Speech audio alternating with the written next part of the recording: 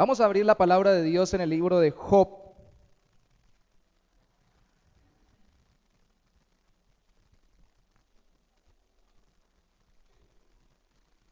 Job capítulo 2. No es difícil de encontrar, es grande el libro y está detrás de los salmos, o antes de los salmos está el libro de Job, Job en el Antiguo Testamento. Job capítulo 2. Es un libro de 42 capítulos que estuvimos viendo en nuestros devocionales y que hoy vamos a pedirle al Señor que nos aliente a través de él. Solo veremos hoy Job 2 del 9 al 10 y la semana entrante veremos Job 42, 10. Pero obviamente vamos a tratar de sintetizar el mensaje de todo el libro. Job 2, 9 al 10. De nuevo leemos entonces Job capítulo 2, versículo 9 al 10. Entonces le dijo su mujer: ¿aún retienes tu integridad? Maldice a Dios y muérete. Y él le dijo: como suele hablar cualquiera de las mujeres fatuas, has hablado, que recibiremos de Dios el bien y el mal no lo recibiremos. En todo esto no pecó Job con sus labios.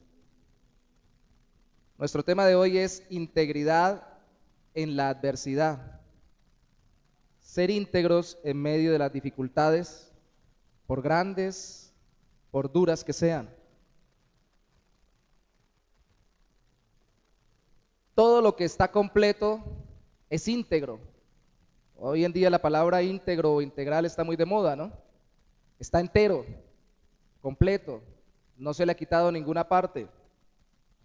Y esto nos lo usa el idioma bíblico y nos lo también pone el idioma nuestro hoy en día para hablar de cuando una persona que pasa por dificultades no se desmorona, sino que se mantiene completa, íntegra, ¿sí? No se desbarata en medio de la adversidad. Las adversidades pues son como en la parábola de Cristo al final del Sermón del Monte en el capítulo 7 de Mateo, son como las lluvias, los ríos, los vientos que golpean con fuerza para tratar de desbaratar y derribar una casa. Si usted recuerda allí en la parábola del Sermón del Monte al final, la casa sobre la arena es la vida de la persona que no se fundamenta o se cimenta en lo que Cristo ha dicho y en la persona de Cristo. La casa sobre la roca es la vida de la persona que se fundamenta en Cristo y en su palabra. Y dice Cristo que a ambos vienen lluvias, ríos y vientos para desbaratarlos y destruirlos, pero a la que está sobre la roca no se le desintegra, no se derriba. La que está sobre la arena sí se desintegra, sí se derriba y grande es su ruina. Y así es la vida de la persona que no fundamenta su existencia en Cristo. Esto habla de dos cosas: de la eternidad, de que va a sufrir eterna pérdida cuando termine esta vida y ya no tenga ningún aliciente, sino solo se encuentre sin Dios después de muertos, solo como juez al Señor y no como Salvador. Pero también habla de esta vida, en este tiempo cuando uno tiene que afrontar tantas cosas y siente que las cosas, las adversidades, las luchas lo presionan para que uno deje sus valores, deje sus pensamientos, deje su estructura, deje lo que ha creído y se deje llevar por la dificultad. No sé cuánto les ha pasado que han sido tentados en medio de grandes dificultades para decir, bueno, ya que más, si estoy sufriendo tanto, pues ya no le pongo cuidado a la vida, ya yo vivo como caiga, ya para qué tanto esforzarse, para qué ser tan íntegro, para qué ser tan guardado o para qué ser tan preservado para no deshonrar a Dios. Tenemos que afirmar en esta mañana que la integridad de una persona en Cristo es probada con cada adversidad. Todo cristiano va a ser probado en su integridad para ver si en todas las áreas de su vida realmente está sometiéndose a Dios a través de las adversidades. Las adversidades no son para nosotros los creyentes una trampa, sino son una bendición cuando nos ayudan a fortalecernos y a mantenernos firmes en el Señor. Y hoy iniciamos este libro de Job viendo esto, la integridad de Job en medio de la adversidad. ¿Por qué Job era íntegro? O más bien, ¿en qué consistía la integridad de Job? La integridad de Job estaba centrada en honrar a Dios. Vaya conmigo a Job capítulo 1, versículo 1. Porque alguien dice, bueno, ¿qué es ser íntegro? Pues aquí responde la Biblia en capítulo 1, versículo 1 de Job. Hubo en tierra de Uz, Job 1:1, hubo en tierra de Uz un varón llamado Job, y era este hombre perfecto y recto, temeroso de Dios y apartado del mal. Ustedes se dan cuenta que en medio de esa cantidad de adjetivos aparece temeroso de Dios. Pues bien, su vida estaba centrada en honrar, glorificar y agradar a Dios. Eso significa ser temeroso de Dios. ¿En qué área? En todas las áreas de su vida. La palabra perfecto es la palabra que en el inicio leímos como integridad, o están relacionadas en el idioma original y quieren decir completos. Es decir, en cada área de su vida Job quería honrar a Dios. ¿Con qué? Con sus acciones rectas o correctas, como dice ahí, perfecto y recto, y además con sus abstenciones internas en su corazón de todo tipo de maldad, porque dice apartado del mal. No solo lo que hacemos, también lo que pensamos o lo que sentimos. Todo centrado en Dios. Esto dice el autor del libro al inicio. Pero ¿qué dice Dios de acuerdo al mismo autor del libro, inspirado por el Espíritu Santo? Vaya conmigo al capítulo 1 mismo, versículo 8. Job 1:8.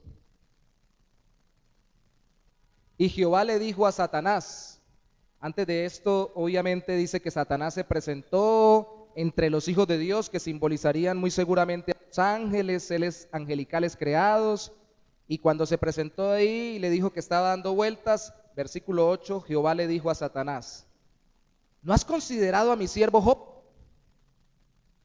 ¿Has visto a Job, Satanás? Que no hay otro como él en la tierra, varón perfecto y recto, temeroso de Dios y apartado del mal. Entonces Dios también habla de la integridad de Job ante el mismo Satanás, que como lo vemos es un ser más de los creados por Dios, aunque se rebele contra Dios, de todas formas tiene que someterse a lo que Dios le autorice solamente para hacer. Y Dios le dice, ¿ves a Job? Qué bonito que de nosotros hablaran así, ¿no? Que el Señor dijera, vi a mi hijo tal, vi a mi siervo tal, ¿se ha dado cuenta? Tal vez no es el más destacado en las artes o en la profesión o en la intelectualidad o en la fama o en los deportes, pero ¿se ha dado cuenta que es íntegro? Que toda su vida gira en torno a honrarme a mí. Qué hermoso que Dios diga eso de nosotros como creyentes. Nosotros no somos Job, pero se supone que ahora, miles de años después, porque se cree que este libro de Job es de una historia que sucedió mucho antes del pueblo de Israel, tal vez en el tiempo de Abraham, tal vez mucho más atrás. Si sucedió con Job, también puede suceder con nosotros, que hoy creemos en Cristo, entendemos que Él nos perdonó de nuestros pecados y nos salvó para que seamos diferentes y vivamos para honrar a Dios. Qué bonito que Dios pueda decir eso de nosotros. Dios habla de la integridad de Job delante de Satanás, antes de que le venga la adversidad a Job y durante la adversidad. Después que se desata la adversidad, Job capítulo 2, versículo 3, nos dice que vuelve y Jehová le dijo a Satanás, Job 2:3, ¿no has considerado a mi siervo Job? Le dice Dios a Satanás, que no hay otro como él en la tierra, varón perfecto y recto, temeroso de Dios y apartado del mal. La misma fórmula de integridad centrada en honrar a Dios. Y que todavía retiene su, ahí está la palabra clave, integridad. No se ha desmoronado, no se ha desbaratado, no se ha descompuesto, sigue poniendo todas las áreas de su vida delante de mí para honrarme, aun cuando tú, Satanás, me incitaste contra él para que lo arruinara sin causa. O sea, lo que le vino a Job fue sin causa, y Dios aseguró que mientras estaba sufriendo, Job conservaba su integridad. Se lo aseguró a Satanás, lo asegura a Dios y da testimonio. Y recuerden que lo que Dios dice es verdadero por encima de toda clase de percepción nuestra de la verdad o de la realidad. Si Dios lo dice, es así. Luego veremos, cuando ustedes lean todo el libro, que los amigos de Job dudaron de esto, pero Dios había dicho de Job que era íntegro. Dudaron de su integridad, pensaron que se había pervertido en algún área de su vida o en muchas áreas de su vida, había deshonrado a Dios y que por eso sufría. Y allí fue cuando vino la adversidad. La adversidad vino o le llegó a Job por decisión de Dios. Recuerden, Dios le autorizó a Satanás. Vamos a ir a verlo en el capítulo 1.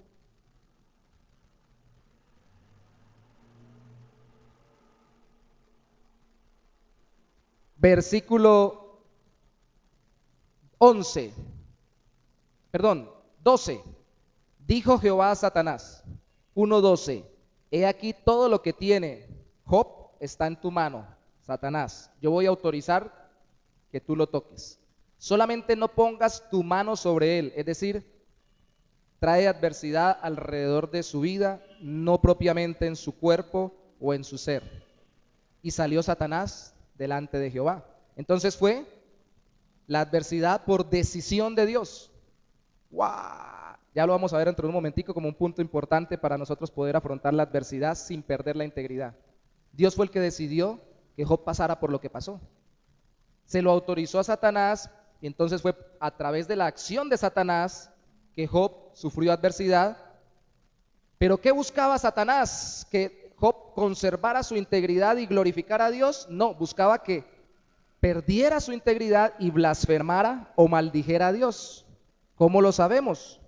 Porque antes de que Dios le autorizara, le dice en el versículo 11 Satanás a Dios, extiende ahora tu mano, Dios, y toca todo lo que tiene Job, y verás si no blasfema.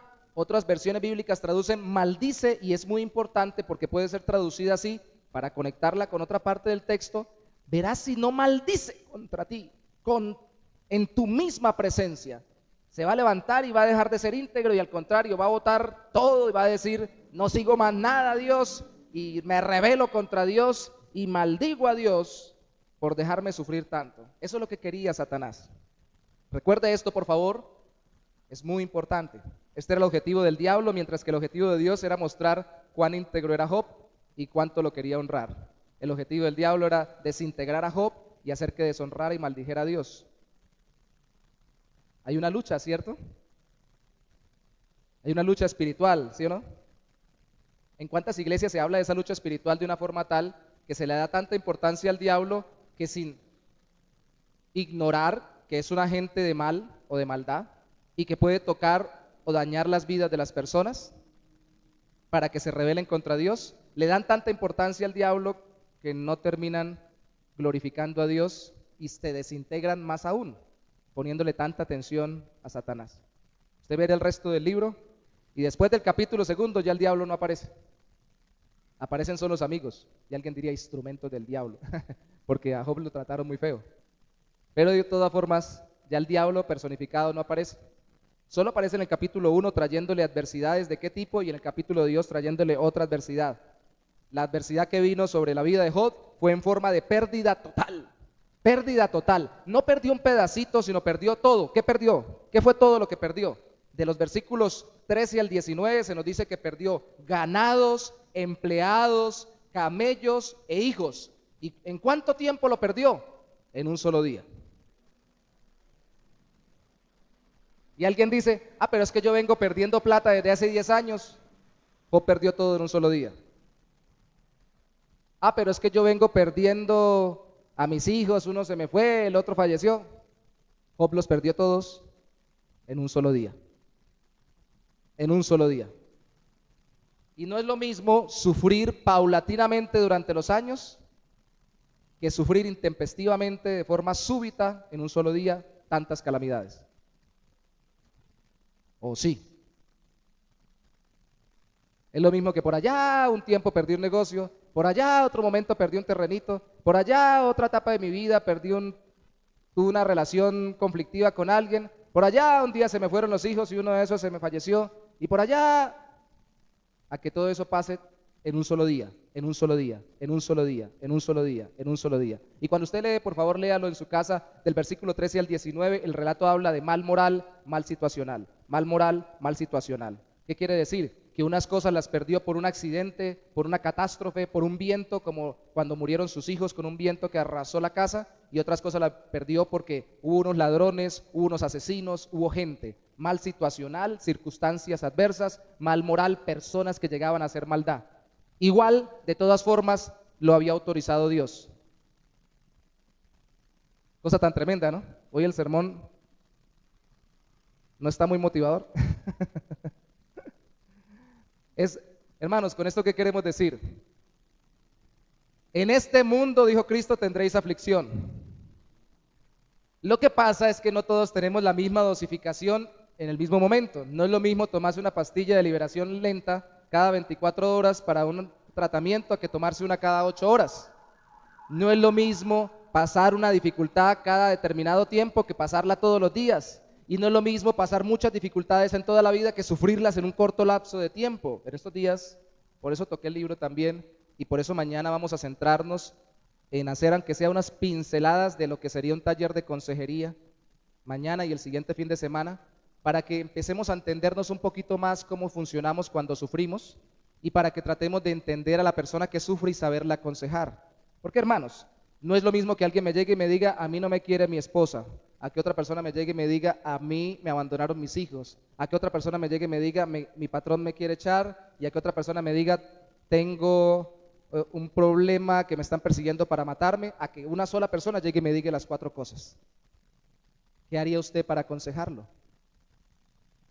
Se levantaría usted y le diría, no me diga, se llama Job, ¿cierto? Me llamo Augusto Job para servirle. Yo conocí una mujer en Cúcuta que le habían matado los 4 o 5 hijos, todos. Tenía una cara de sufrimiento permanente. Era tremenda la expresión en su rostro. ¿Y qué pasa cuando la gente sufre? ¿Para qué sabemos que el sufrimiento está en esta vida? Pues bueno, para que sepamos primero que no somos los únicos que sufrimos, hermanos. Y no somos los únicos que se nos manda a que permanezcamos firmes en el Señor en medio del sufrimiento. Y no somos los únicos que hemos pasado por ese tipo de pruebas. Pero no solamente perdió totalmente en un solo día todo esto. ¿Qué más perdió? De acuerdo al capítulo 2, versículos 7 al 8, casi llegando al texto que leímos al inicio. 2, 7 al 8. Dice Job 2, 7 al 8. Entonces salió Satanás, esta segunda vez, de la presencia de Jehová. Ahora le autorizó Dios que tocara a Job. E hirió Satanás a Job con una sarna.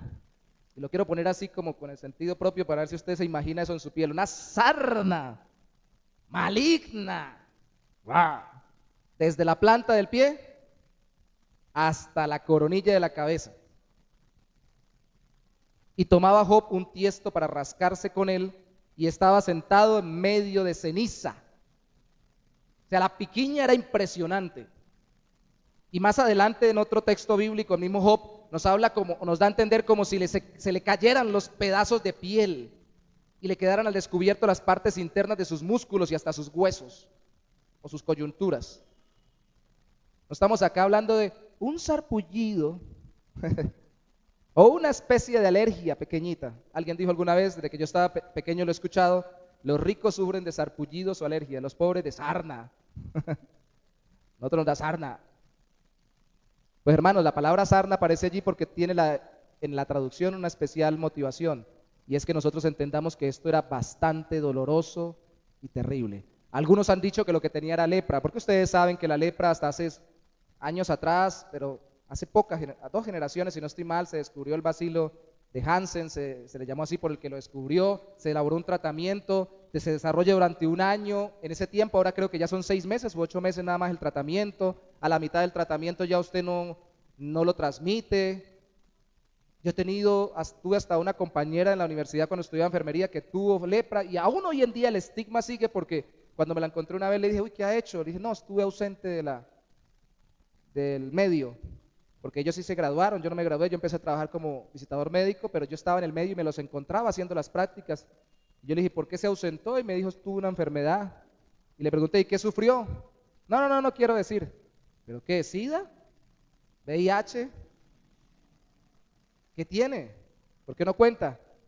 ¿Qué tan terrible? Me dijo, no, tuve lepra. Y dije, pero ¿cuál es el problema si eso se puede contagiar por el contacto?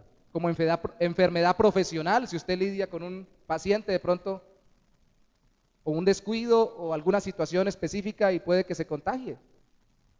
Pero todavía el estigma de la lepra está en la mente de las personas, aún hoy en día, cuando todavía hay tratamientos, porque era una enfermedad que lo carcomía a uno por fuera hasta adentro, la forma o el rostro se convertía como una especie de león, facies leonina, se le transforman las orejas, se le arruga el rostro, se le cambian los ojos, parece como un león, pero un león feo. Algunos dicen que se le introducen o se le recortan las extremidades, pero muy seguramente es que como pierden la sensibilidad también las pueden perder, por ejemplo, agarrando una olla caliente, no la sienten y pueden cauterizarse y hasta amputarse sin querer, o por lo menos dañarse las extremidades. Sufren muchísimo. En el Antiguo Testamento, en esa época no había tratamiento y se desarrolló todo un sistema terapéutico, entre comillas, pero más bien sanitario, para por lo menos que no se infectaran los demás, y era alejarlos, sáquelos. Aquí en Colombia han existido ciudades, y alguien me dijo en estos días que aquí en Santander había una ciudad solo para leprosos, que los descendientes de allí, es que son también de los leprosos que allí se recluían. Tocaba que ellos estuvieran lejos para que no contagiaran a la gente, y si andaban por ahí tenían que ir gritando cuando se acercaba alguien, inmundo, inmundo, inmundo, para que la gente no se acercara, por ellos poder cuidar a los demás. O sea que la situación de Job no era sencilla, porque todas las calamidades que le vinieron en un solo día fueron terribles, pero esta, ojalá se le hubiera ido en el mismo día, ¿no? Pero esta no se le fue, esta continuó. Cuando yo leo a Job, me acuerdo que yo de adolescente en el colegio me dio nosotros decimos carranchil, escabiosis. Tuve que utilizar el benzoato de bencilo y estaba tan escarapelado que me dio, hasta los deditos se me arrugaron. Todo el cuerpo se me arrugó. Y yo estaba jovencito, porque me tenía que echar eso todos los días en la mañana y sufría. Me tiraba en la cama a gritar, ¡ay!, porque me ardía en la cama antes de salir para el colegio. Decía, qué terrible esto. Me colocaba camisas manga larga y todo lo demás para que no se me notara. Llegaba oliendo a benzoato de bencilo, que me decían los compañeros que olía a flor de cementerio cuando llegaba al colegio. Y yo pensaba que eso era terrible. Ahora imagínense a Job. Entonces hay calamidades que llegan o adversidades que llegan y son terriblísimas, pero se van rápido. Y no sé qué usted prefiere, que sea muy terrible la calamidad que le venga y que se le vaya rapidito, o que no sea tan terrible, se pueda soportar, pero que dure como las pilas de la propaganda, para toda la vida. Alguien dice, pues que no venga ninguna. Sí, claro, uno quisiera que no tuviera ninguna dificultad, pero les alisto, mis hermanos, o ustedes ya las han tenido y los hermanos de más edad en la iglesia lo pueden corroborar, adversidades y dificultades, o las van a tener fuertes en algún momento. Y algunas duran muy poquito, pero pareciera que fueran eternas, y algunas duran bastante, aunque se supone que son suaves, porque estamos en un mundo que fue distorsionado y dañado por el pecado, pero aún tenemos a un Dios que está por encima del mundo pecador, del mismo diablo que nos ataca y nos daña. Tenemos a un Dios que lo que quiere es usar todo eso para que lo honremos a Él y para que crezcamos en integridad y en madurez. Esto no es sin propósito, tiene un propósito, pero el propósito está en el corazón de Dios. ¿Qué nos muestra la conversación de Job y su esposa? en el versículo 9 y en el 10. Son sencillitos los dos versículos, solo 2 puntos. Primero, que la integridad o el que uno se preserve sirviéndole al Señor cuando está en problemado o con adversidades grandes, primero, es combatida por la insensatez humana. La gente se ensaña con uno diciéndole, ya, deje buscar tanto a su Dios. No sea tonto, está sufriendo. Y esa misma integridad es solo sustentada, sostenida y alimentada por la soberanía divina, por el hecho de que Dios está al control de todo. En el 9, leemos de nuevo versículo 9, Job 2:9 dice, entonces le dijo su mujer, bueno, ¿qué le quedó a Job? Se le acabó el negocio, se le acabaron las casas, se le acabó la salud, pero le quedó a alguien. Ah, bueno. No, la mujer ni el marido son lo malo, tranquilos. Lo malo fue la actitud de esta mujer. ¿Qué le dijo la mujer? Maldice a Dios y muérete. ¿A qué le recuerda usted esto? Al diablo. ¿No era lo que quería el diablo, que Job maldijera a Dios? ¿Aún retienes tu integridad? Su propia mujer, porque hasta los seres más queridos y cercanos pueden cuestionarnos por serle fieles a Dios, sobre todo cuando estamos pasando dificultades. Cosas tan pequeñitas en las que se nota la fidelidad de Dios. Yo me acuerdo cuando estaba, y perdón que me vuelva a poner como ejemplo, pero son mis experiencias personales, así como la pasó algo sencillito y pequeñito.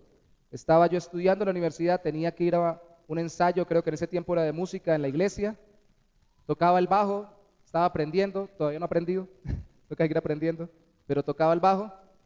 Y creo que fue para eso, pero yo tenía que ir a la iglesia, tenía que cumplir el compromiso. Y tenía una fiebre, como cosa rara, me dieron infecciones respiratorias y estaba mal. Pero yo no le quería decir a mi familia porque por lo general me decían, usted enfermo, se va a ir por allá al ensayo. Pero yo tenía un compromiso con Dios. Y me cuestionaban por ir no solamente a un culto, sino por ciertos cambios de vida, por ya no hacer cosas que antes hacía con mis primos y con gente que antes vivían para deleitarse solamente en su carnalidad y que todo el mundo lo veía como bueno, y me cuestionaban sobre todo si por ejemplo estaba enfermo o si estaba pasando alguna dificultad pequeñita.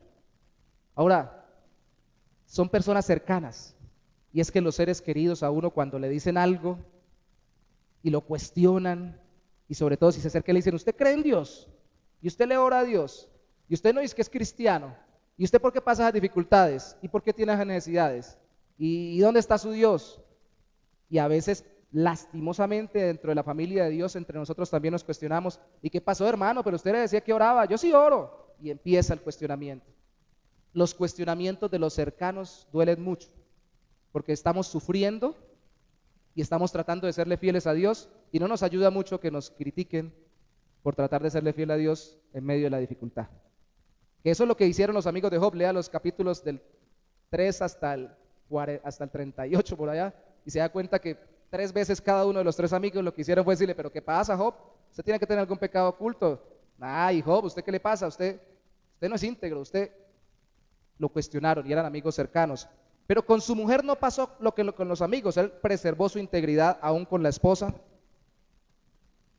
porque aunque la esposa tenía el mismo objetivo pecaminoso de Satanás, que maldijera a Dios, sin ella entenderlo, porque ella no entendía realmente lo que estaba diciendo, lo que estaba buscando era que Job perdiera toda esperanza. No solamente le dijo maldice a Dios, le dijo, ¿qué dice el versículo al final? Muérete. Si alguien no está sufriendo, está enfermo, está en dificultad, le dice, hey, ya muérase. Gracias. ¿Cómo le parece a usted? Es que no es el hecho de morirse. Hagamos una aclaración. Porque para mí el vivir es Cristo, como cantábamos hace un rato, lo dice Pablo, y el morir es ganancia. El creyente se muere y va con el Señor a la eternidad a dejar de tener dificultades temporales acá. El asunto es perder la esperanza de vivir y de afrontar las situaciones en esta vida de la mano de Dios. Decir, ya no soy capaz, ya no puedo, ay, mejor me dejo morir. Y Dios, si no se ha muerto todavía, mensaje directo de Dios, es porque Dios todavía está trabajando en su vida y todavía tiene que aferrarse a Él para seguir viviendo y luego haciendo su voluntad. ¿Cuántos de los que están aquí no se han muerto? Gloria a Dios. Dijo Marcos, aquí donde los cristianos dicen amén. ¿Ah? ¿Estamos vivos? ¿Sí o no? Ah, bueno, entonces si estamos vivos, tenemos al Señor de nuestro lado aún y nos está dando la esperanza de que Él seguirá trabajando en nosotros, especialmente si estamos confiando en Cristo como nuestro Salvador y tenemos una relación con Dios por medio de la fe en Cristo. Así que nada de pensar, ya me muero. ¿Eso quiere decir que un cristiano no se deprime? Uy, sí, varios se deprimen, o metámonos ahí, aunque es un secreto aquí entre nosotros, nos deprimimos. Que la depresión no es otra cosa sino tristeza profunda. Sin casa, sin hijos, sin negocios, sin ganados, sin trabajadores, sin salud y con esta mujer que me está echando vainazos. No, Señor. Lastimosamente, eso fue lo que terminó haciendo Job, ¿no?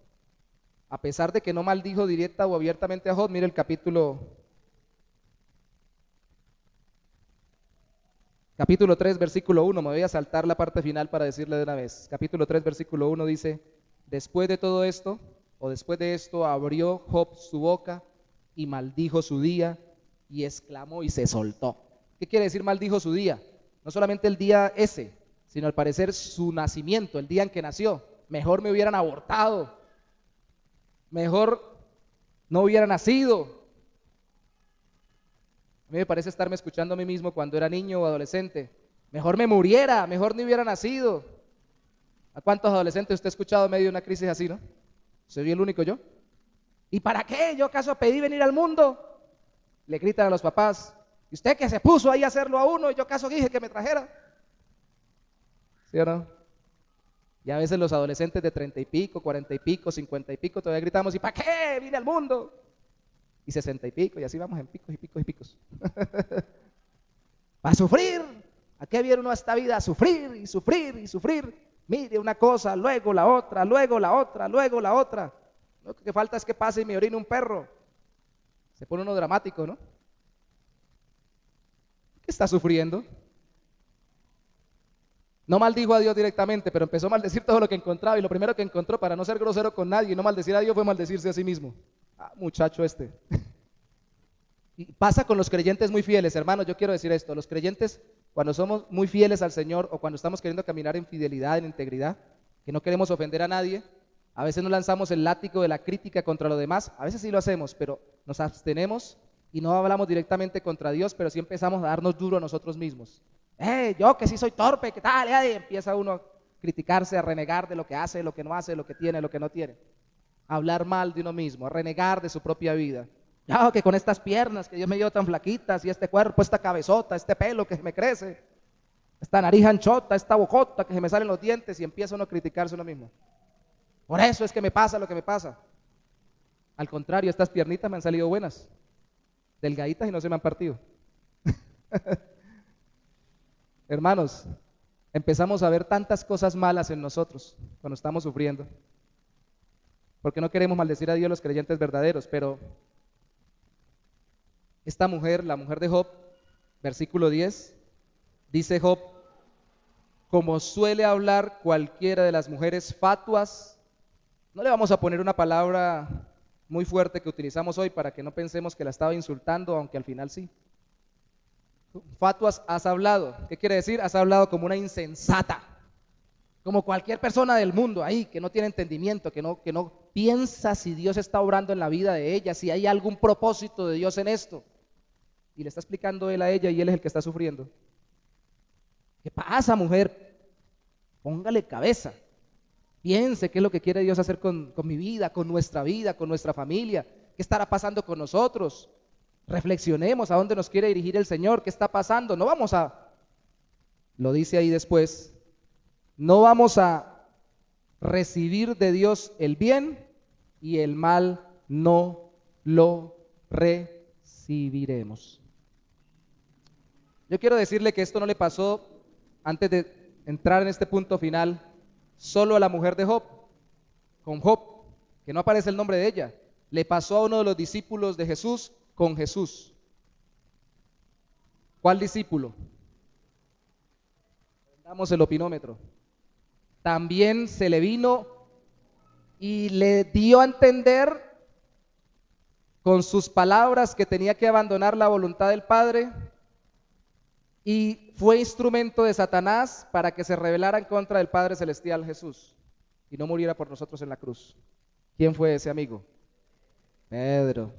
Y yo quiero decir, antes de que llegue al cielo y Pedro me regañe, me encuentre con él, que Pedro fue muy impulsivo y sí, se equivocó, pero ahí en Mateo capítulo 16 también fue un hombre de Dios que Dios trató y usó, porque antesito Dios le había revelado a Pedro que Jesucristo era el Hijo de Dios, el Cristo, el Hijo de Dios viviente. Pero tal vez entusiasmado porque le acababa de decir eso al Señor y porque Dios lo había utilizado para descubrir quién era Jesús. Después el Señor dice ahí, después de que ellos entienden que Jesús es el Salvador, antes no lo entendían bien, empieza a decirle, bueno, tengo que sufrir. Y empieza a contarle las adversidades que tiene que pasar para pagar por sus pecados y por los míos y por los de ellos, incluyendo a Pedro. Y Pedro le dice, no Señor, eso está en los versículos 21 al 23, no te acontezca tal cosa. Ay, cuídese un poquito, quiérase, téngase cariño, ¿cómo se va a dejar llevar así tan feo, que lo maten? Y Jesús le dijo con esa sabiduría del Señor del cielo, pero con esa falta de delicadeza actual, que hoy en día somos muy políticos para hablar, no le dijo, a ver Pedrito, ¿cómo te explicaré?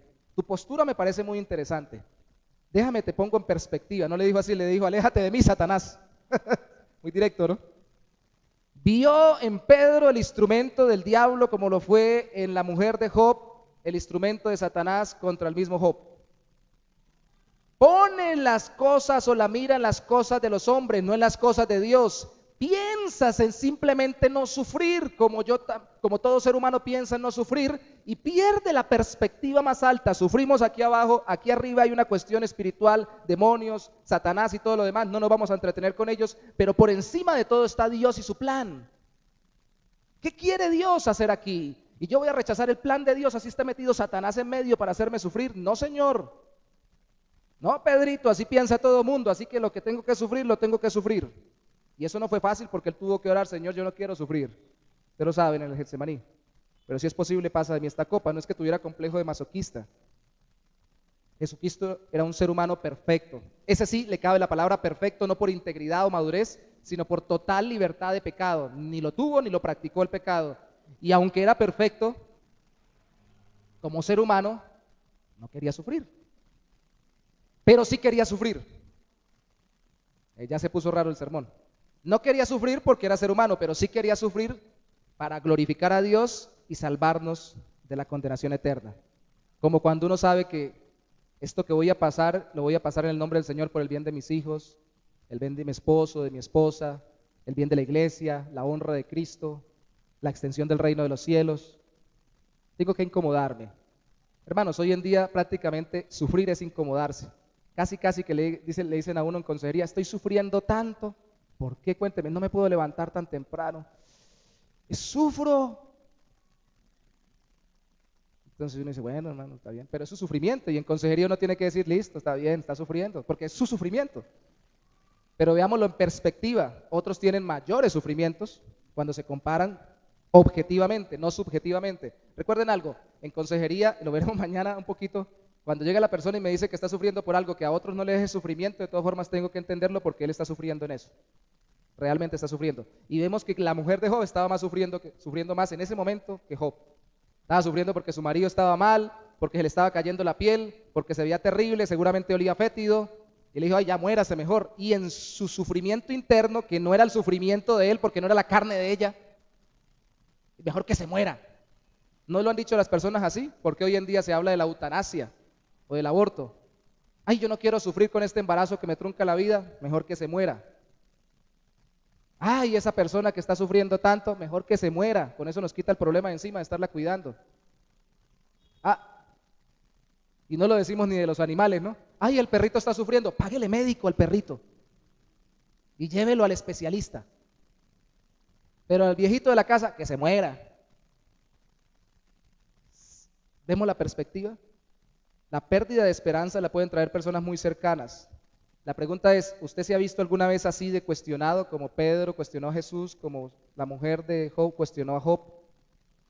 Y se ha visto tentado a dejar de honrar a Cristo, dejar de serle fiel al Señor en cualquier área, incluso dejarse llevar por el pecado, porque eso pasa cuando hay cristianos que se dejan llevar por el pecado en medio de la dificultad. Es célebre la historia de un pueblito en Cúcuta, creo que fue en Convención Ocaña, de un cristiano muy reconocido que se entregó al trago después que la mujer lo abandonó por otro. Y dice el pastor que me contaba que no solamente se asustaron los pocos cristianos que había en el pueblito, sino que todos en el pueblo se asustaron, porque era una persona tan íntegra que caminaba tanto con Dios que verla borracha todos los días, a este hombre verlo borracho todos los días, daba dolor. Y todos los borrachos se lamentaban de verlo el borracho, porque daba dolor, el contraste de una vida íntegra de tantos años. Y dice el hombre que al final, como al año, el hombre dijo, ya, pasé mi pena, voy a soltar esto, y volvió a caminar con el Señor. Y alguien dice, bueno, voy a durar un año ahí dando vueltas. No, no hay garantía. No hay garantía, hermanos, de que usted alcance a durar el año. La garantía es que usted se aferre al Señor para no perder su integridad. Dios es bueno, Dios restaura a sus hijos. Si ha caído por causa de las adversidades que está sufriendo, hoy le digo en el Señor, si ha caído en algún pecado por su desánimo, el desaliento, por lo que está sufriendo, pecando en pensamiento, en palabras, en acciones, dudando de que Dios lo ama y todo lo demás, vengamos juntos y hablemos y oremos al Señor. No hay cuestionamiento, yo también he caído muchas veces, pero no me vayan a tirar piedras, por favor. Todos en algún momento caemos, pero vamos juntos a caminar al Señor y restaurarnos. Pero no piense, voy a caer un ratico para luego ver si me levanto. No. Este sermón es para alentarlo a que siga siendo íntegro delante del Señor. Ah, pero es que mi marido me fue infiel, por eso yo le soy infiel. No. Ah, pero es que de mí están chismoseando, por eso yo voy a chismear de fulanito. No. Ah, pero es que me están insultando, yo voy a sacar el palo, que yo tengo un palo ahí. Voy a sacar el palo que dejaron que ellas ahí, lo voy a agarrar a palo para que dejen de estar molestando. No. Yo mismo me digo, no, Jorley, quieto. No pierda los estribos. No importa cuánto le cuestionen por guardarse en el Señor y le digan tonto, bobo, manso, lo que quieran decirle, usted está honrando a su Señor. Usted está glorificando al que lo salvó. Job capítulo 2, versículo 10 dice, ¿recibiremos de Dios el bien y no le recibiremos el mal? ¿Dios produce el mal? No, pero Dios sí controla la maldad situacional y la maldad humana. La maldad moral. Dios no le puso el deseo de atracar a los atracadores que robaron a Job, ni de matar a las personas que mataron a los siervos de Job,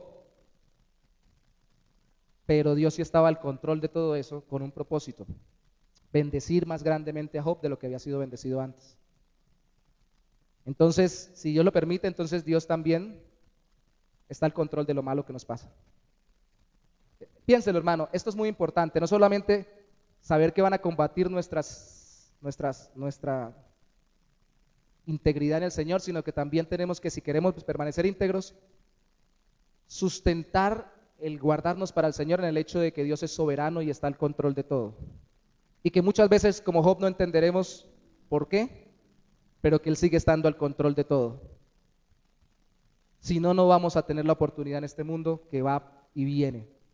Está al control en su soberanía, porque lo que viene del Dios bueno, así sean males situacionales o morales, siempre es bueno y debe ser recibido. Romanos capítulo 8, versículo 28. Mas a todos a los que aman a Dios, todas las cosas les ayudan a bien, aquellos que conforme a su propósito han sido llamados. Podemos decir que Dios saca bienes de males circunstanciales, de males personales o morales, de gente contra nosotros. Dios va a hacer algo bueno en nuestra vida, porque Él es un Dios bueno. No se pierda, hermanos, la historia. Aquí el malo no es Dios, aquí el malo es el diablo, los seres humanos que se desvían y se rebelan contra Dios, el diablo que quiere utilizar las circunstancias para dañar a los hijos de Dios. Dios es bueno. Ah, pero ¿por qué Dios es bueno? Permite el mal. Yo no le puedo dar una explicación de una vez a eso, porque ni Pablo se atrevió, ni los hombres inspirados por Dios en la Biblia dieron una respuesta directa. Pero yo sí quiero decirle algo. Aunque hayan males en este mundo, Dios sigue siendo bueno. Aunque hayan injusticias en este mundo, Dios sigue siendo justo. Y como Él es bueno y justo, todo lo que sucede de malo y de injusto, Él también lo controla con su soberano poder. Y Él, siendo soberano, Él es bueno, así que tiene un buen propósito sobre nuestra vida. ¿Por qué estamos predicando esto hoy? ¿Por qué esto puso el Señor en mi corazón? Porque tal vez usted y yo, como todo ser humano y como Job, estamos sufriendo, y necesitamos aliento para preservarnos en el Señor. ¿Por qué? Porque no solo lo que vemos como bueno es para nuestro bien, sino incluso lo que vemos como malo es para nuestro bien. Yo siempre he dicho, si a mí alguien sale corriendo y me tumba contra el piso de tal forma que yo me raspe con la tierra, yo me paro y digo, ¿qué pasó? Pero si alguien me dice, es que usted lo estábamos llamando, cargaba unos audífonos, iba ya cantando como loco con los ojos cerrados, iba camino al precipicio o a cruzar esa calle, lo iban a atropellar, no vio el camión. Ah, no, gracias. Después que me paré bravo y casi insulto a la persona, digo, no, gracias. Con un mal me hizo un bien, un mal menor me dio un bien mayor. Son ejemplos pequeñitos de cosas que nos suceden. A veces personas han sufrido muchos males desde pequeños. Yo no soy uno de esos. Yo no puedo decir que he sufrido mucho, al contrario, he tenido demasiadas comodidades en mi vida, comparado con mucha gente. Pero hay gente que ha sufrido tanto en su vida y la Biblia dice en Lamentaciones, bueno le es sufrir al hombre desde su juventud. ¿Y por qué bueno? Bueno, porque así aprende a ser humilde, a ser prudente, a depender del Señor, a confiar en Dios. Porque a veces somos orgullosos porque no hemos sufrido todo lo que deberíamos sufrir. Y yo no estoy deseando que usted sufra, hermanos, créame que no. Yo estoy deseando que lo que usted experimenta en esta vida le sirva para ser más humilde y se aferre más al Señor, no reniegue de Él y disfrute confiando en que todo lo que Dios le da es bueno.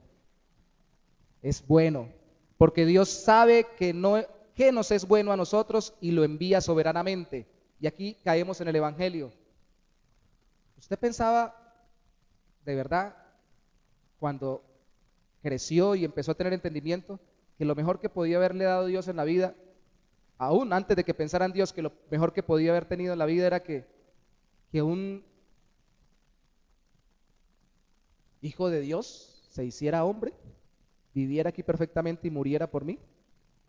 Ni idea, porque yo no sabía que eso era lo mejor que Dios me podía dar.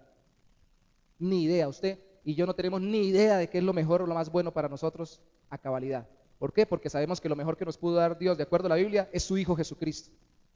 Porque nos dice, porque de tal manera amó Dios al mundo que ha dado a cada uno lo que se le antoje. Porque de tal manera amó Dios al mundo que a todos los que le han pedido que los quite las enfermedades cuando están enfermos, nunca más estuvieron enfermos. Porque a todos los que pasaron dificultades económicas, le quitó la dificultad económica el otro día. No, dice, porque de tal manera amó Dios al mundo que ha dado a su Hijo unigénito, para que todo aquel que cree en Él no se pierda, mas tenga vida eterna. ¿Me ama a Dios o no me ama? ¿Le ama o no le ama si dio a su Hijo? ¿O era mejor el carro que usted estaba pensando? ¿O la casa que se estaba imaginando? ¿O el negocio que estaba soñando? Dios quiera que tenga el carro, la casa y el negocio, pero eso no es nada comparado con Jesucristo. Cuando tenga la casa, me invita. Cuando tenga el carro, me lleva. Cuando tenga el negocio, vamos a orar allá. Pero por favor, nada de eso es bueno comparado con Cristo Jesús. Nada. Nada. Porque con Cristo tenemos la relación eterna con Dios. Entonces, Él sí sabe qué nos conviene. Soberanamente no nos preguntó, no hizo una encuesta, no pidió un referendo, envió sin preguntarle a nadie a su Hijo por nosotros. Así que es bueno que Dios sea soberano y haga lo que, perdón la expresión que voy a utilizar, mi esposa me regaña cuando la uso, pero me gusta decirla, no por grosería, sino para que quede bien ilustrado. Es mejor que Dios haga lo que le dé la gana,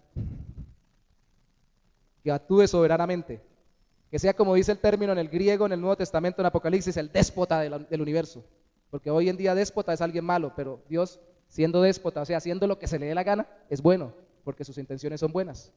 El problema es que alguien haga todo lo que se le dé la gana, siendo pecador. Dios es bueno. Así que lo mejor que puede pasar es que Dios haga lo que quiera con nuestras vidas. Bendito sea el nombre del Señor. En todo tiempo se haga su perfecta voluntad en mí. Trae gloria a tu nombre a través de mi aflicción. No solamente a través de los momentos buenos, sino también de los momentos malos. Dame tu gracia para ver que vivir es Cristo. Eso no lo cantamos porque la canción suena bonito. Además de que tiene una melodía bonita, tiene una letra bíblica como lo estamos viendo hoy, porque al confiar en Dios nuestro corazón descansa. Antes de que Job se volviera loco del capítulo 3 en adelante, no terminara maldiciendo a Dios, pero sí en conflicto con sus amigos. Por favor, vuelva conmigo a Job 1, 20 al 22. Mientras se preservó en su integridad, capítulo 1, verso 20 al 22 dice: entonces Job se levantó, rasgó su manto y rasuró su cabeza y se postró en tierra y adoró. Job 1:20. Eso no quiere decir que uno no sufra. Usted puede llorar, se vale llorar, se vale decir ay si le duele. Es más, diga ay si le duele, porque si está en el hospital no saben que le está doliendo y no le ponen la medicina. Pero sufrir no significa renegar contra Dios. Mira el verso 21, y dijo: desnudo salí del vientre de mi madre y desnudo volveré allá. Jehová dio, Jehová quitó, sea el nombre de Jehová bendito, sea Él santificado, sea Él honrado, sea Él glorioso. Haga Dios lo que quiera con mi vida, porque empezando que mi vida me la dio Él. Y una vida con sufrimientos es mejor que no tener vida. Él nos la regaló. Somos suyos y nos dio a su Hijo para que estemos eternamente con Él. Así que gracias, Señor. No gracias porque estoy sufriendo, sino gracias por darme una vida a pesar del sufrimiento. Y gloria a tu nombre, porque tú estás conmigo. Luego de que pasó con los amigos Job todo esto, él terminó cuestionando a Dios, sí. No lo maldijo directamente, lo cuestionó. Refutó a sus amigos, sí, y se maldijo a sí mismo. Pero usted, por favor, hoy concluyamos en algo. Usted, mi hermano, mi hermana, amigo, amiga, no deje de mirar a Cristo, para que no deje de recordar que Dios es bueno y que lo ama, a pesar del sufrimiento en este mundo. ¿Sabe por qué? Porque precisamente por el sufrimiento de este mundo es que Cristo pudo salvarnos a nosotros. Vino a sufrir por nosotros.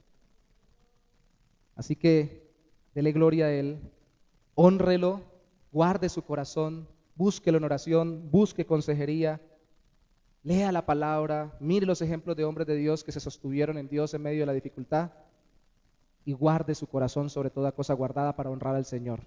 Que ningún área de su vida deje de estar delante de la presencia de Dios, no porque se vaya a ganar el favor de Dios, sino porque ya Dios le ha dado su favor en Cristo, y el sufrimiento le va a gritar que no, pero el Espíritu Santo y la palabra de Dios le va a gritar que sí, usted es un hijo de Dios, aunque esté en medio de sufrimiento. Póngase sobre sus pies conmigo, por favor, vamos a orar.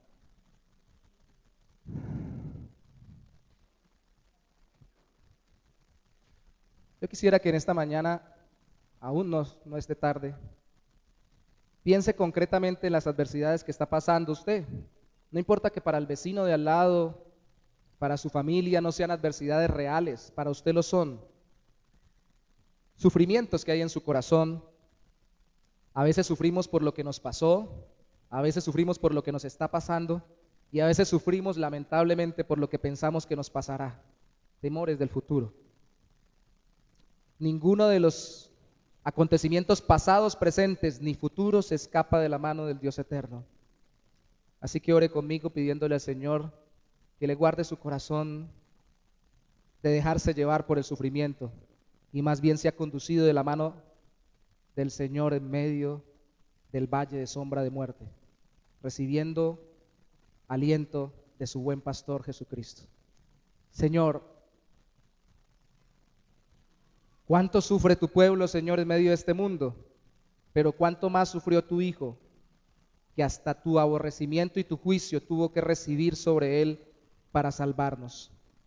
Que no se nos olvide eso, Señor, que mientras el real sufrimiento para mi corazón que he llevado, que llevo y que llevaré, lo experimento y lo lloro, lo padezco, así sea en la intimidad de mi corazón, y lo traiga a ti, Señor. Mientras voy llevando todo esto, venga a ti en oración y recuerde que tú me amas, que tú diste a tu Hijo, que tú lo pusiste a padecer por mí, que tú estás al control de todo, que yo puedo descansar en el hecho de que si tú has dado y tú has quitado, que si tú has permitido, tú eres bueno y tú estás al control de mi vida, que yo soy, Señor, muy pequeño para entender todo, pero que tú eres muy grande para dejarme solo y abandonado en medio de este mundo de sufrimiento.